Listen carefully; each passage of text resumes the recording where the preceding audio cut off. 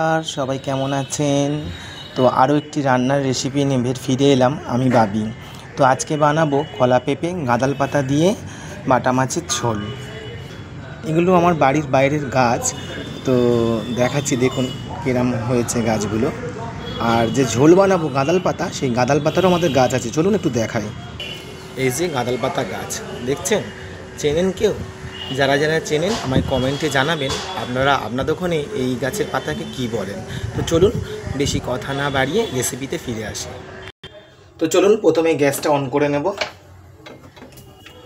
Gas on করে নিয়েছি, নিয়ে আমি কড়াটা বসিয়ে দেবো। কড়াটা গরম হোক। তো আমার কড়া গরম হয়ে গেছে, এই যে দেখে নিলাম। এবার তেল দিয়ে দেবো।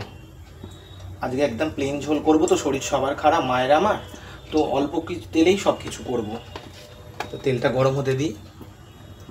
তো তেলটা গরম হয়ে গেছে, দেখছেন ধোঁয়া উঠছে। এবার মাছগুলো, এই যে বাটা মাছ দেখছেন, বাটা মাছের সাইজ খুব বড়ও না খুব ছোটও না। বাটা মাছ,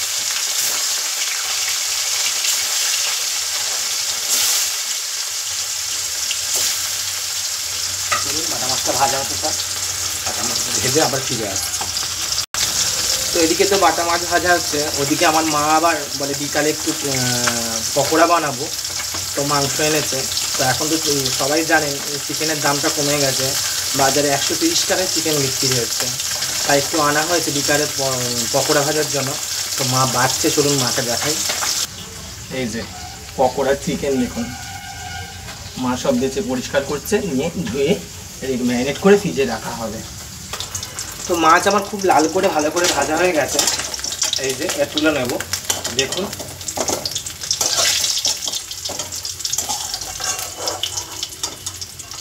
এই যে ঠিক এরকম লাল করে ভাজা হয়েছে। এবার মাছগুলো তুলে নেব, নিয়ে আলুটা দেব। তো ওই তেলে এবার আলুগুলো একটু আধ ভাজা করব। আলুগুলো আধ ভাজা হয়ে গেলে কলা পেঁপে আর আমাদের কাছে দুটো বটবটি হয়েছিল, সেই দুটো বটবটি ওর মধ্যে দিয়ে দেবো। তো চলুন আলুটা একটু ভাজা হতে থাক। তো আলুটা একটু লাল লাল মতো হালকা লাল হয়েছে, এই পর্যায়ে আমি পেঁপেটা এবার দিয়ে দেবো। পেঁপেটা দিয়ে অল্প একটু লবণ দেবো, দিয়ে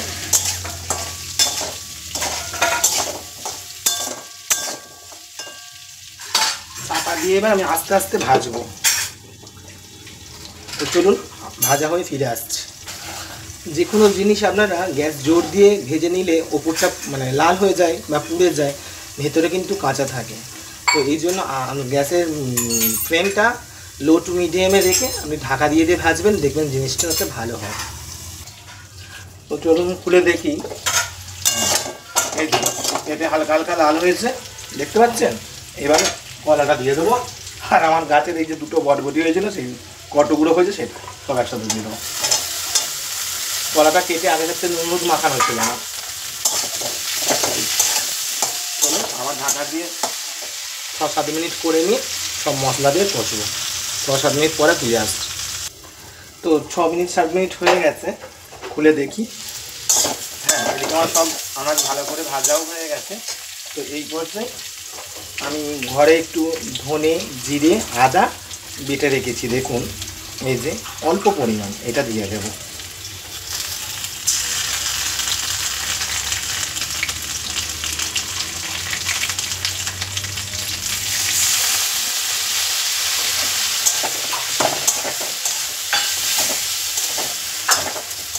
কষাবো। তো কষানো হয়ে গেছে, এবার দেব হলুদ অল্প করে, ছোটো চামচের 1 চামচের মতো। আর যেহেতু সবজি লবণ দিয়ে ভেজেছিলাম, তো অল্প একটু লবণ দেব। আর দেব এই যে গাঁদাল পাতা বাটা। গাঁদাল পাতা বাটাটা একটু পরিমাণে বেশি দিলাম আমি।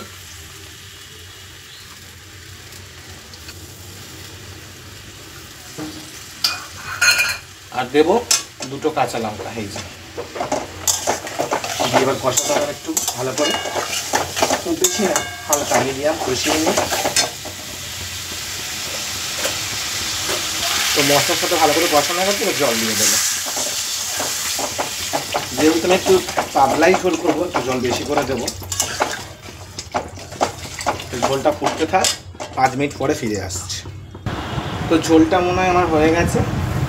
হ্যাঁ, এই যে ফুটছে দেখুন, সবুজ সবুজ ঝোল হয়েছে।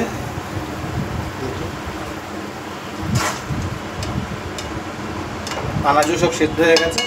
এবার এতে বাটা মাছগুলো আগে দিয়ে দিতে হবে।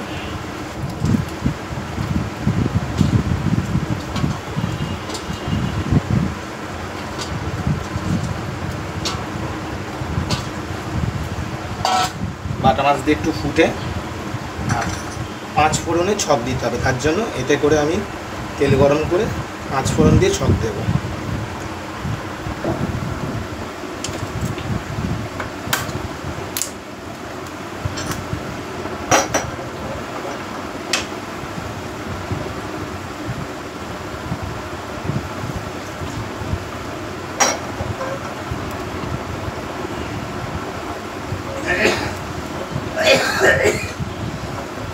গরম হয়ে গেছে, একটু অল্প তেল দেবো।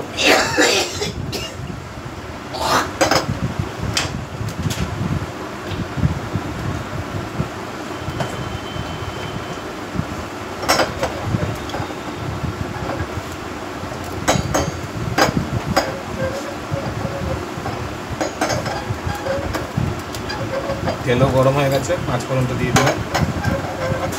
5 ফোড়নটা একটু লাল করে ভেজে নিতে হবে।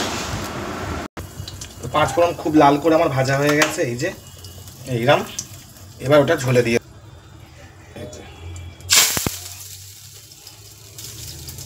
ঝোলে দিয়ে এটা চাপা দিয়ে দেবো।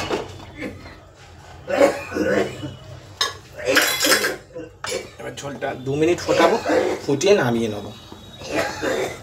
তো 2 মিনিট হয়ে গেছে, চাপা দিয়েছিলাম কারণ 5 ফোড়নের ফ্লেভারটা যাতে ঝোলের সাথে মিশে যায়।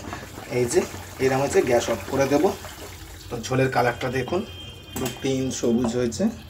তো আজকের রেসিপি আমার কেমন লাগলো, আপনারা যে যেখান থেকে দেখছেন, যে ডিস্ট্রিক্ট থেকে দেখছেন, আমায় প্লিজ কমেন্ট করবেন। আর এই ভিডিওটাকে বেশি বেশি করে শেয়ার করবেন।